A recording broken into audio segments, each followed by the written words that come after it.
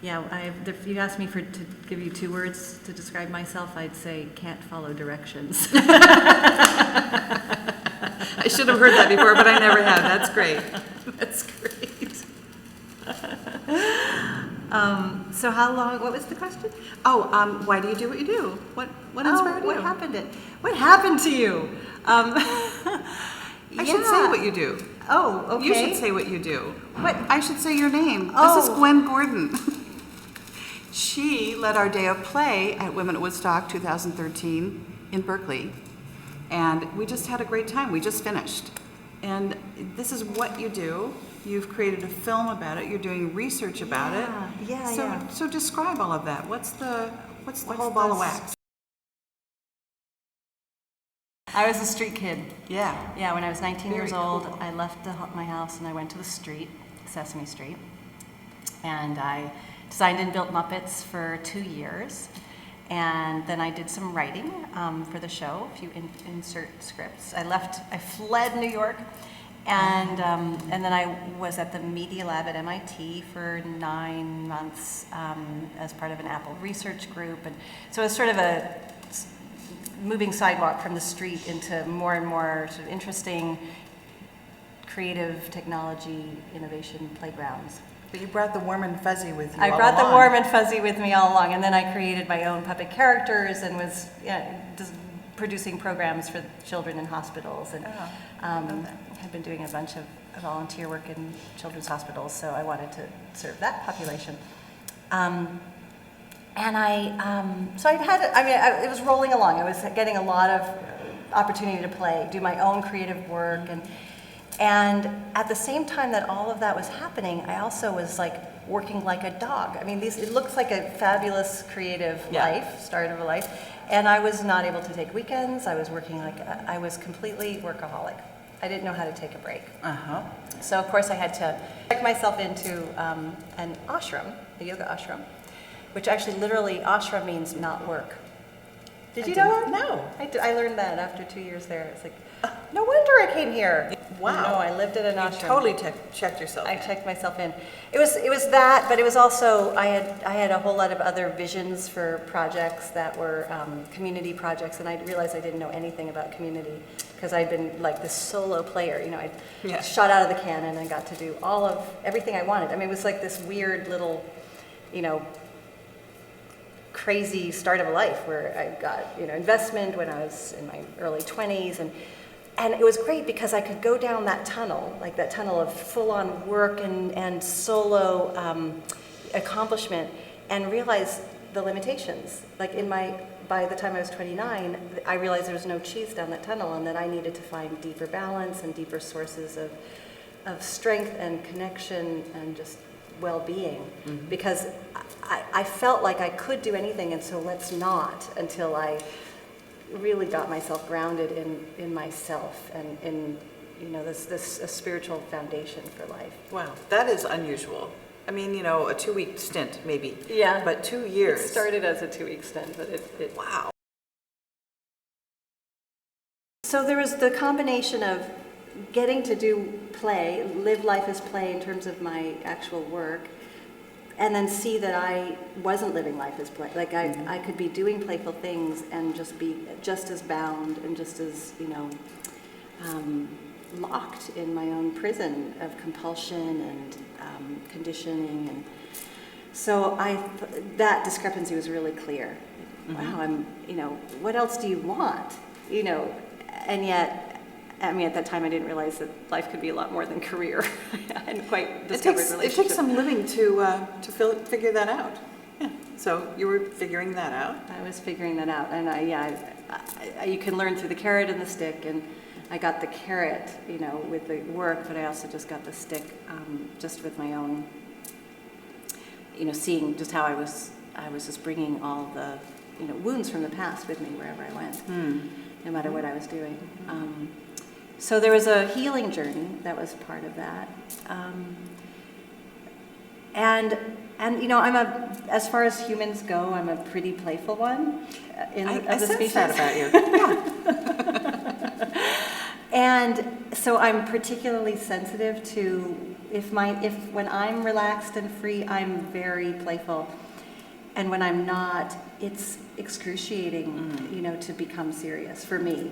To become it's not seriousness, it's like, it's rigid, it's tight, it's bound, you know, fear.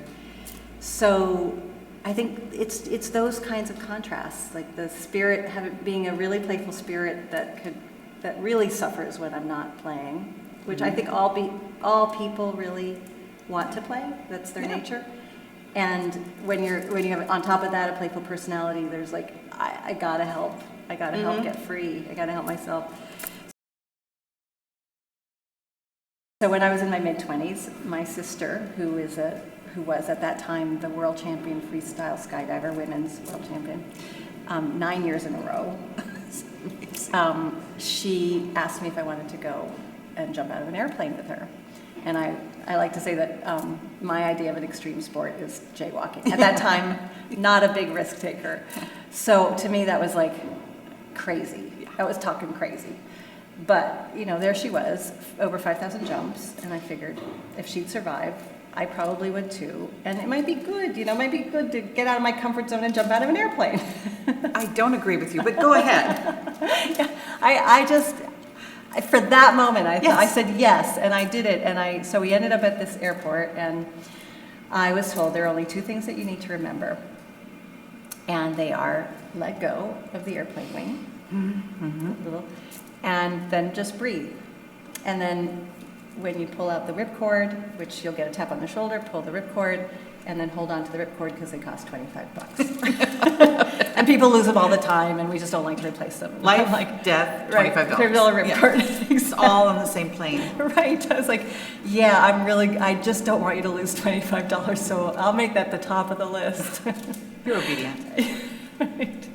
I actually was. I was like, I really thought I've got to hold on to this thing. So I get up, we go into this plane. It's, you know, this rickety little thing.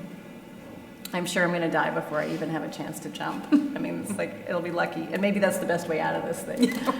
So it's time. It's, I think, 15,000 feet, I'm pretty sure. We kind of scooch out onto the wing, and I feel like, you know, we're like two bugs in heat or something. This tandem master's strapped onto me like two beetles. Right. And that's when he gives me the tap, and it's time to let go. And every cell in my body is screaming with 150 million years of genetic memory behind it. Absolutely, under no circumstances whatsoever, let go. Just don't. So I let go. And I mean, I'm just thrown.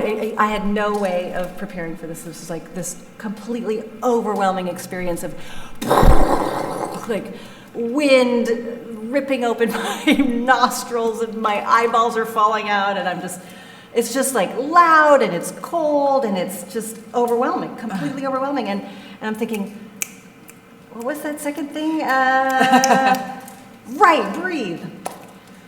So I take a deep breath, and I look up, and there's my sister.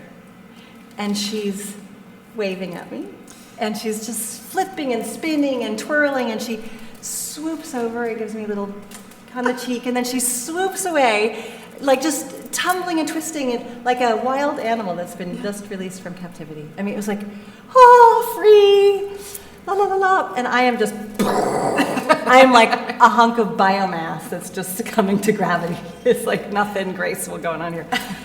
And then it was, you know, second tap, time to pull the ripcord. I'm holding on, I'm not gonna waste $25, no way. And then a few minutes later, the tandem master says, you can let go of my thumb now. So we land. I survived, and apparently, and about a week later, I end up at this ashram. Okay. And the timing. it was uncanny because I had just heard there are only two things to remember: let go and breathe, and had a tandem master strapped to my back. And then I'm at an ashram, and there's a yoga master who is relatively close. You're living there. And what does he tell you? Let go and breathe. Of course. And it was all about letting go of this little structure, little tinny structure that's held together with gaffer's tape and, like a sardine can, just like that airplane, flimsy. And the safest thing is to let go of that wing, and all you want to do is hold on, your ego. But you let go into this free fall, surrender a little control, and breathe and relax. And eventually, after 5,000, times, I'm sure she was ear flipping and spinning and enjoying the ride and not fighting it. And so I thought, well, that's the kind of mastery I want. And what is it? It's the mastery to live life as play. And you have the choice to play at any time. That's what freedom is. I love that. And you told a story at another time during this, our 4 days together, about a friend that you call once in a while, and you just say one word, and it's a one-word story, friend. Yeah, well, we have a couple of different things, but it's like a reminder. If you just get locked, if I get locked up and can feel the armoring coming on, and or in the grip of some obsession, I'm a compulsive person. I'm like, time to do, I'm gonna gnaw on this bone until everything's shredded. And if I can feel, when I start to feel that happening, any time at all, but really particularly helpful, I'll call my friend and I'll just, we'll do accent therapy. That's what you were saying. You take on another accent and they have completely different problems and it's a little vacation. Yeah. And I love that idea of sitting in your office and having a friend who takes you back to the playground for even 3 minutes. Yeah. You're working on something awful, your boss is mad at you or whatever it is, and then you have this little moment of play, and your life isn't all about this crap that's going on your desk or down the hall or whatever. It's not just about that. And it reminds you that you are free. You can step back. Right. And then the playground is there again. Right. And you're It's playmate. recess time. Yeah. Why is play beneficial for women? Why should we even, consciously incorporate it in our lives? Well, I get that women over 50, it's a phase of life in which we're shaking off the conditioning. It's like, okay, there's either the responsibilities are gone, the children are far enough along, they're either in school or maybe even out of the house. And we've either proven ourselves or we're tired of trying.